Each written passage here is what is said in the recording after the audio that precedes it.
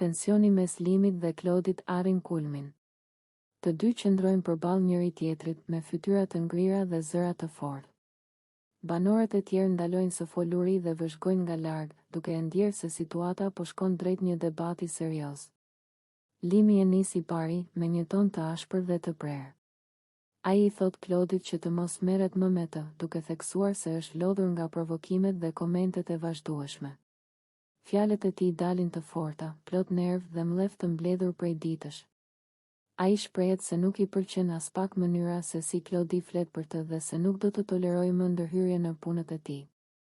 Klodi reagon menjëherë, duke mos e pranuar tonin e Limit. Ai i thot se nuk ka frikë nga askush dhe se nuk i pëlqen që Limi përpiqet të imponojë veten. Debati bëhet gjithnjë më i zjarrt, me akuza nga të dyja palët. Secili përpiqet të tregojë se ka të drejtë dhe se tjetri është duke e tepruar. Limi vazhdon të flasë me zë të ngritur, duke i thënë Klodit që ta lërë rehat dhe të fokusohet tek vetja e tij.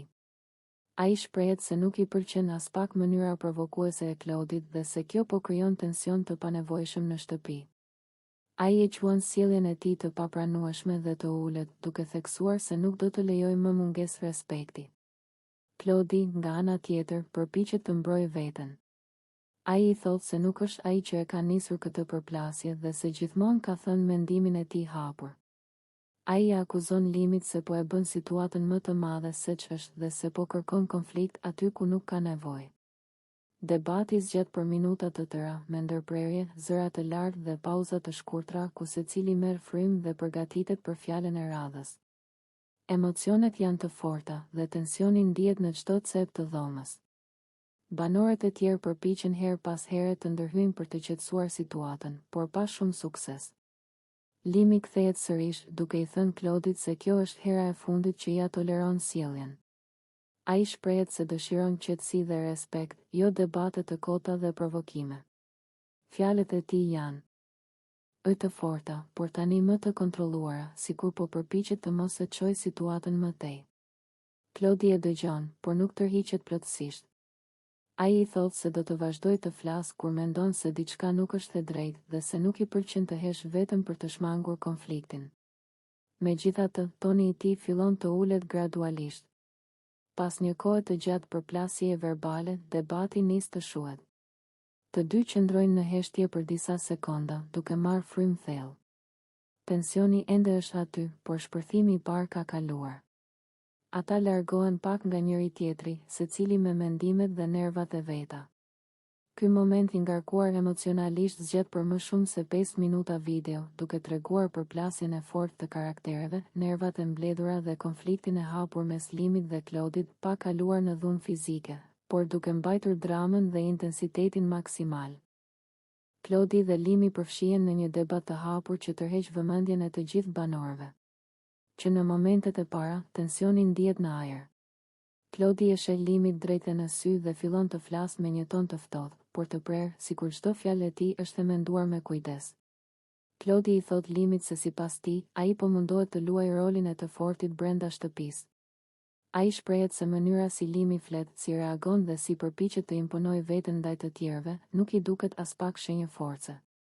Përkundrazi, sipas Klodit, kjo është vetëm një maskë që Limi po përdor për të mbuluar pasiguritë e veta. Limi reagon menjëherë, i nervozuar nga këto fjalë. Ai e ndërpret Klodin dhe i thot se nuk ka nevojë të dëgjojë analiza nga askush, sidomos nga dikush që, sipas tij, fshihet pas fjalëve dhe provokimeve. Zëri i Limit ngrihet, ndërsa fytyra i tregon qartë nervat që po mundohet t'i mbajë nën kontroll. Klodi nuk tërhiqet. Ai vazhdon duke i thënë Limit se forca nuk tregohet me zë të lartë, as me kërcënime verbale dhe as me përpjekje për të trembur të tjerët. Ai thekson se një njeri i fortë është ai që di të ruajë qetësinë, të kontrollojë emocionet dhe të përballojë kritikat pa shpërthyer. Sipas tij, Limi po bën të kundërtën. Debati bëhet gjithnjë më i zjarrt. Banorët e tjerë ndalen dhe dëgjojnë në heshtje, disa duke tundur kokën, disa të tjerë duke u përpjekur të kuptojnë se kush ka të drejtë. Limi përgjigjet Klodit se nuk po bën teatër dhe se nuk ka nevojë të provojë asgjë për askën. Ai thot se po sillet ashtu siç ndjen dhe se nuk do të ndryshojë për t'i bërë qefin të tjerëve. Klodi e shfrytëzon këtë moment për të thelluar akuzën e tij. Ai I thot Limit se pikërisht kjo është problemi, reagimi impulsiv, mungesa e reflektimit dhe nevoja për të dominuar çdo situatë.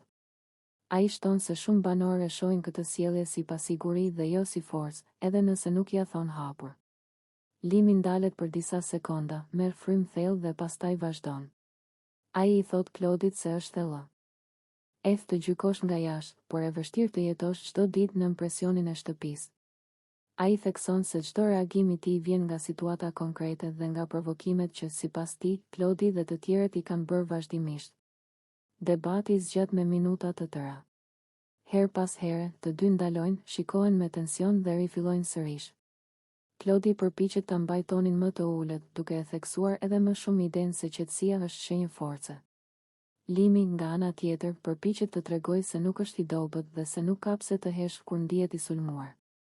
Në fund, debati nuk mbyllet me një marrëveshje. Të dy mbeten në qëndrimet e tyre. Claudi e përfundon duke I thënë se koha do ta tregojë kush është vërtet I fortë dhe kush thjesht po luan një rol. Limi largohet disa hapa më tej, dukshëm I acaruar, por pa thënë më asnjë fjalë. Përplasja mes Limit dhe Claudit arrin një pikë shumë të nxehtë. Limi I afrohet Claudit me hapa të shpejtë, fytyra I është skuqur nga nervat dhe syt I ka të ngulur drejt tij. Që në sekondat e para kuptohet se situata ka dalë jashtë kontrollit verbal dhe se çdo fjalë e radhës mund ta ndezë edhe më shumë debatin. Limi I drejtohet Claudit me zë të lartë, duke I kërkuar me tone autoritare që të heshtë kur flet me të. Ai I thotë se është lodhur nga provokimet, nga komentet ironike dhe nga mënyra si Claudi përpiqet të duket mbi të tjerët. Fjalët e tij dalin të ashpra, të mbushura me nerv dhe mledh të grumbulluar prej ditësh. Claudi reagon menjëherë, pa u tërhequr asnjë hap. Ai I thotë se nuk I pëlqen as pak mënyra si Limi po I flet dhe se askush nuk ka të drejtë t'i imponojë heshtje. Ai thekson se gjithmonë ka folur hapur dhe se nuk do të ndalojë vetëm sepse dikujt nuk I pëlqen e vërteta. Debati ndizet edhe më shumë. Limi I kthehet duke I thënë se kjo nuk është hera e parë që Claudi I kalon kufit dhe se durimi I tij ka ardhur në fund. Ai thekson se kërkon respekt dhe qetësi, jo fjalë të kota dhe provokime të vazhdueshme që prishin balancën e shtëpisë. Banorët e tjerë afrohen gradualisht, disa përpiqen të ndërhyjnë, të tjerë vetëm vëzhgojnë në heshtje. Atmosfera është e rëndë, çdo fjalë ndihet si goditje emocionale. Claudi përpiqet të mbrojë veten duke thënë se nuk e ka nisur ai këtë përplasje dhe se po sulmohet padrejtësisht. Limi vazhdon me tone të forta, duke I bërë të qartë se nuk do të tolerojë më mungesë respekti. Ai I thot Claudit që të di vendin e vet dhe të mos e përfshijë më në debate të kota. Zëri I tij është I fortë, por tashmë më I kontrolluar, sikur po lufton me veten për të mos e çuar situatën më tej. Claudi, edhe pse I tensionuar, fillon të ul pak tonin. Ai I thot se nuk ka frikë nga përballjet, por se nuk dëshiron që situata të degenerojë. Megjithatë, ai nuk tërhiqet nga qëndrimi I tij dhe vazhdon të mbrojë fjalët dhe sjelljen e vet. Debati zgjat për minuta të tëra, me ndërprerje, pauza të shkurtra dhe shikime të forta mes tyre. Çdo heshtje është e ngarkuar me nerva dhe çdo fjalë e re e rrit tensionin emocional. Banorët her pas here u kërkojnë të qetësohen, por tensioni nuk shuhet lehtë. Në fund, pas një përplasjeje të gjatë verbale, të dy ndalen për disa sekonda. Marrin frym thellë, shikohen ftohtë dhe largohen pak nga njëri tjetri. Debati nuk është zgjidhur, por shpërthimi I parë ka kaluar. Nervat janë ende aty, por situata nuk përshkallëzohet më tej. Ky moment I ngarkuar me tension, zëra të lartë dhe përplasje karakteresh zgjat më shumë se 5 minuta video, duke treguar konfliktin e fortë mes Limit dhe Claudit, pa dhunë fizike, por me dramë dhe intensitet maksimal emocional. Benita dhe Claudi përfshihen në një debat të hapur që vjen si pasojë e situatave të fundit me Elionën. Atmosfera është e rëndë dhe e ngarkuar, ndërsa banorët e tjerë e kuptojnë se kjo përballje nuk është thjesht një keqkuptim I vogël, por diçka më e thellë. Benita e nis debatin me një ton të prerë dhe të vendosur. Ajo I drejtohet Claudit duke I thënë se nuk e kupton pse ai ndjen nevojën t'i japë shpjegime Elionës. Sipas saj, Claudi ka zgjedhur të qëndrojë pranë saj dhe jo pranë Elionës, prandaj çdo përpjekje për sqarime I duket e panevojshme dhe e gabuar. Ajo thekson se kjo sjellje e Claudit krijon konfuzion dhe lë hapësirë për keqinterpretime.